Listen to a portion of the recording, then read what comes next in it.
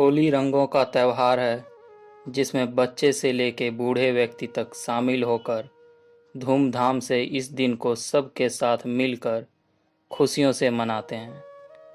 इसीलिए इस त्यौहार को सब खुशियों का त्यौहार भी कहते हैं।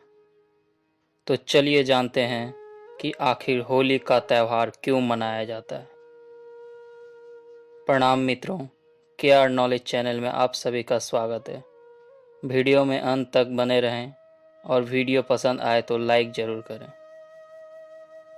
होली के इस त्यौहार से अनेकों पौराणिक कहानियाँ जुड़ी हुई है, जिसमें सबसे प्रचलित कहानी है प्रहलाद और उनकी भक्ति की।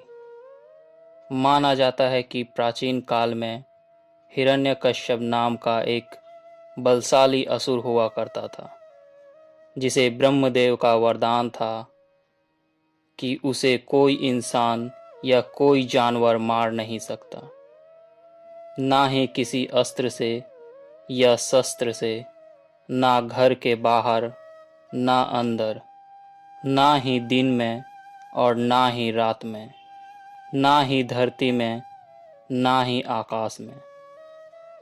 असुर के पास इस असीम शक्ति होने के वजह से वो घमंडी हो गया था और भगवान के बजाय खुद को ही भगवान समझता था।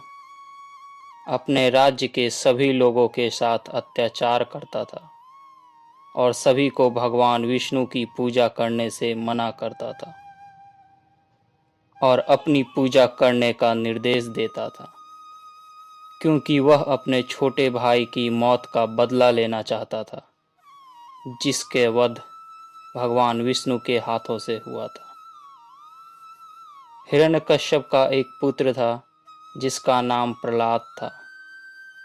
एक असुर का पुत्र होने के बावजूद वो अपने पिता की बात ना सुनकर भगवान विष्णु की पूजा करते थे।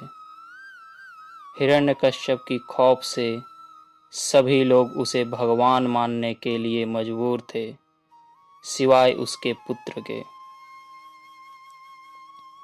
हिरण्यकश्यप को ये बात मंजूर नहीं थी। उसने काफी प्रयास किया कि उसका पुत्र भगवान विष्णु की भक्ति छोड़ दे, मगर वो हर बार अपने प्रयास में असफल होता रहा। इसी क्रोध में उसने अपने पुत्र को मृत्यु दंड देने का फैसला लिया।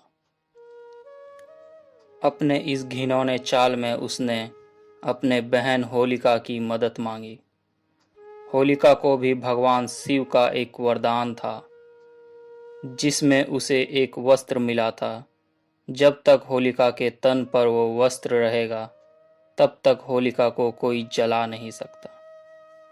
हिरण्यकश्यप ने एक षड्यंत्र रचा और होलिका को ये आदेश दिया कि वो प्रहलाद को अपने गोद में लेकर आग में बैठ जाए। आग में होलिका जल नहीं सकती क्योंकि उसे वरदान मिला है, लेकिन उसका पुत्र आग में जलकर भस्म हो जाएगा, जिससे सबको ये सबक मिलेगा कि अगर उसकी बात नहीं मानी तो उनका भी हश्र उनके पुत्र जैसा होगा। जब होलिका प्रहलाद को लेकर आग में बैठी, तब प्रहलाद भगवान विष्णु के नामों का जाप कर रहे थे। अपने भक्तों की रक्षा करना भगवान का सबसे बड़ा कर्तव्य होता है। इसीलिए भगवान विष्णु ने भी एक षड्यंत्र रचा और ऐसा तूफान आया जिससे कि होलिका की शरीर से लिपटा वस्त्र उड़ गया और आग से ना जलने का वरदान पाने वाली होलिका भस्म हो गई। वहीं दूसरी ओर भक्त प्रहलाद को अग्निदेव छू नहीं सका। तब से लेकर अब तक हिंदू धर्म के लोग इस दिन को बुराई पर अच्छाई की जीत के रूप में देखते हैं और उस दिन से होली उत्सव की शुरुआत की गई और इस दिन को मनाने के लिए लोग रंगों से खेलते हैं। होली से ठीक एक दिन पहले होलिका दहन होता है, जिसमें लकड़ी, घास और गाय के गोबर से बने ढेर में इंसान अपने आप की बुराई भी इसके चारों ओर घूमकर जलाते हैं और अगले दिन से नई शुरुआत करने का वचन लेते हैं।